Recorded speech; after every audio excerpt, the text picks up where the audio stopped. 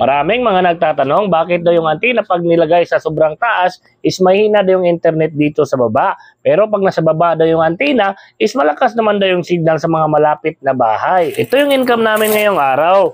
Sana lang medyo malaki dahil Sunday ngayon. Ito yung pang-apat na araw sa ating 30 days challenge sa ating Piso Wi-Fi window machine. So ito yung kita namin sa isang araw. 174 lamang.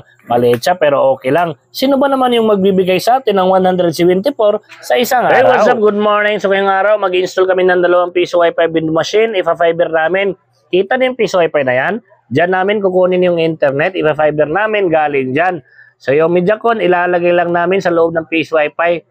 Yung Piso Wi-Fi box niya, nabili namin sa Nike Piso Wi-Fi. Yung link nila, kung gusto niyo mag-order ng box sila, dyan lang sa baba. Kita niyo, napakaganda ng pagkalagay sa Mediacom, nasa gilid lang. Ito yung paaralan. Maganda yung kitaan dito pag paaralan. At syempre, tamang-tama, pagpunta namin, mag-install kami ng Piso Wi-Fi, di ba? Nadaanan namin yung fiber namin na may problema, natanggal yung clamp, hindi naigpitan yung pagtali nila. So, kailangan namin i-repair. Ayan, dalawa na yung umakyat. Para yung isa, tagahila. Ang yung isa naman, tagalagay ng clamp, di ba? So, ito na. Dito na kami sa area. Ito yung paglalagyan namin ng Piso Wi-Fi. Ito yung una. At kita niyo yung Piso Wi-Fi. Diyan namin nilagay sa gilid. Medyo malayo sa kanilang bahay. Kasi pag doon sa kanilang bahay, pumunta pa yung customer, lumalapit pa. Dito na lang sa gilid ng simbahan. Napakadali pa pagka-install. Tinalin lang namin dyan sa gilid.